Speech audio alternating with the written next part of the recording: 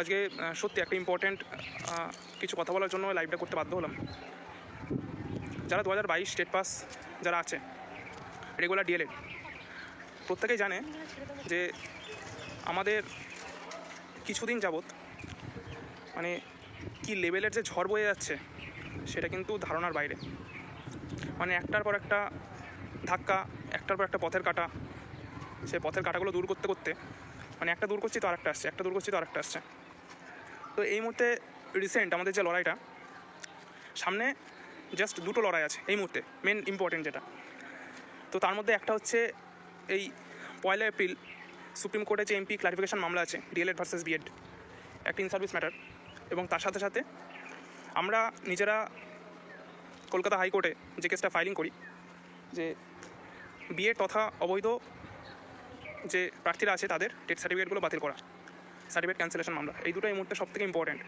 কারণ আদার্স বিভিন্ন কেস হয়ে আছে, 22-এর তরফ থেকে বিভিন্ন কেস আছে, কিন্তু এই মুহূর্তে আমার বা আমাদের ব্যক্তিগত মত যে এই দুটো কেসের ওপরে, এই দুটো কেস যদি আমরা জিততে না পারি তাহলে যে পরিমাণ বিএড 22 স্টেটে পাস করেছিল প্রায় 1 লাখের কাছাকাছি, প্রত্যেকে কিন্তু আমাদের সাথে ইন্টারভিউতে বসার সুযোগ পেয়ে যাবে। এই কেস দুটো এতটাই ভাইটাল।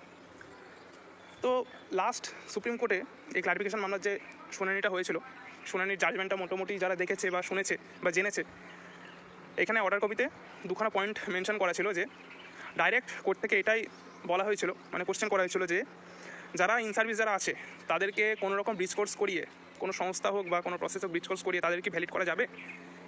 এবং সেকেন্ড অপশান হচ্ছে, সেকেন্ড যে পয়েন্টটা 2 নম্বরে, সেখানে লেখা ছিল যে অল ইন্ডিয়াতে স্টেট ওয়াইজ কতগুলো শূন্যপদ এখনও পর্যন্ত খালি রয়েছে। তো আমরা প্রত্যেকে জানি এই দুটো জিনিস কেন চাওয়া হয়েছে, ঠিক আছে? কিছু পজিটিভ দিক আছে, কিছু নেগেটিভ দিক আছে।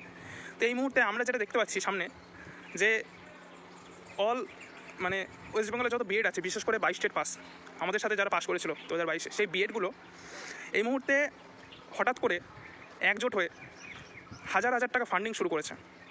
হাজার হাজার টাকা মানে সে অগুন্তি, মানে 1500 থেকে মনে হয় শুরু, আমি যত শুনলাম 1500, 2000, 3000 বিভিন্ন রকম ফান্ডিং শুরু করেছে। এবং এই মুহূর্তে তাদের যেটা শুনলাম প্রচুর টাকা উঠেও গেছে। এবং তাদের ফাইটটা কীরকম হবে? তাদের ফাইটটা হবে যে 1 এপ্রিলের দিকে তারাও, আমরা যেমন তাকিয়ে আছি তারাও কিন্তু তাকিয়ে আছে। সেখানে যদি ইন সার্ভিসদের পক্ষে যদি কোনো রকম পজিটিভ রায় আসে, অর্থাৎ এই ব্রিজ কোর্স নামক যে কোর্সটা এটা যদি ভ্যালিড হয়ে যায়, তাহলে কিন্তু এই ইস্যুটাকে ওরা একটা অস্ত্র করে এরা কিন্তু কোর্টে একটা সিনিয়র লয়ার দাঁড় করিয়ে তাদের হয়ে কিন্তু ফাইট দেবে। এই ফাইটটাকে আটকানোর জন্য আমাদের এই অ্যাসোসিয়েশন সর্বপ্রথম এই উদ্যোগটা নিয়েছিল। এবং অনেক 22 স্টেটই এটা জানতো যে বিএডটা টোটালি ইনভ্যালিড। এবং 17 যে রিক্রুটমেন্টটা হলো, মানে 17 টেট পাস 22-এর যে রিক্রুটমেন্টটা হলো, সেখানে বিএড কিন্তু এখনও চাকরি পায়নি, তারা কিন্তু মানে প্যানেলে নাম আসেনি। সেহেতু অনেক 22 স্টেটের এইটাই মানে ধারণা ছিল যে বিএডরা কিছু করতে পারবে না, কারণ আমাদের আগের প্যানেলেই তো মানে টোটাল বিএড বাদ। কিন্তু এই ধারণাটা কিন্তু ভুল। তাদের বাদ বলেই যে আমাদেরও বাদ যাবে এরকম কিন্তু কোনো ব্যাপার নেই।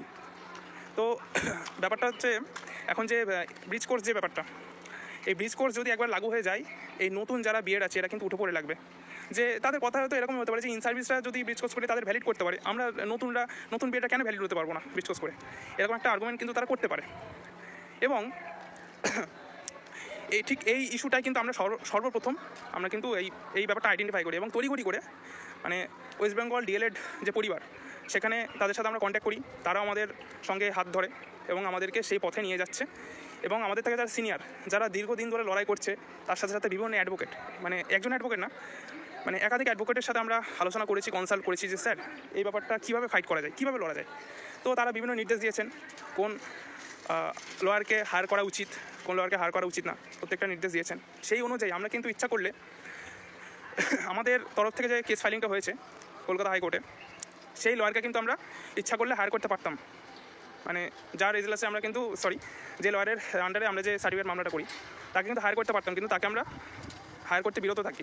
তার বিভিন্ন কারণ আছে, সেই কারণগুলো আমি ওপেন বলছি না। তো ওয়েস্ট বেঙ্গল থেকেও কিছু লয়ার হায়ার করা হবে, আমাদের টোটালি প্রি প্ল্যান ছিল এবং সেই প্ল্যানিং মাফিকে আমরা কিন্তু এগোচ্ছি, ঠিক আছে? শুধু আমরা ফাইট করছি না, আমাদের 22 স্টেট রেগুলার ডিএলএড যারা আছে আমাদের সাথে 2017, 2014, 17 কম আছে, 14 বেশি আছে, মানে অল ওভার ডিএলএড পরিবার প্রত্যেকে কিন্তু আমাদের 2022-এর সাপোর্টে আছে, ঠিক আছে? তো এটাই বলার, প্রত্যেক রেগুলার ডিএলএড এগিয়ে আসুন এবং আমাদের হাত শক্ত করুন, প্রত্যেকে ফান্ডিং করুন এবং আমাদের এই 1 তারিখের দিনটা যেন আমাদের রেগুলার ডিএলএডদের নামে দিনটা হয়। বিএডরা যেন কোনোভাবে এই ব্রিজ কোর্সটাকে যেন ভ্যালিড করতে না পারে, এই দিকটা আমাদের লক্ষ্য রাখতে হবে। এর জন্য প্রচুর লয়ার, মানে ওয়েস্ট বেঙ্গল থেকেই মানে বেশ কিছু লয়ার আছে, প্লাস অল ইন্ডিয়া থেকে তিনজন লয়ার আছে। তো যাই হোক, নামগুলো ওপেন বলছি না, প্রত্যেকে আশা করি জানে। তো এইটাই বলার আলটিমেটলি, এই কেসটার সাথে কিন্তু আমাদের যে ফাইলিং করা যে কেসটা ছিল, আমাদের অ্যাসোসিয়েশন থেকে যে কেসটা আমরা করি, বিএড তথা অবৈধ প্রত্যেকের টেস্ট সার্টিফিকেট বাতিল মামলা, এই মামলাটা কিন্তু এর সাথে মানে 1 তারিখের এই যে DElEd versus BEd MP clarification মামলা, এটার সাথে কিন্তু একটা লিঙ্ক আছে। এইখানে যদি আমরা জিততে পারি, এই অবৈধদের সার্টিফিকেট কিন্তু চিরতরে বাতিল হয়ে যাবে। ঠিক আছে, আর হয়তো একটা কি দুটো হিয়ারিংয়ের মধ্যে এদের সার্টিফিকেট কিন্তু অটোমেটিক্যালি বাতিল করে দেবো আমরা।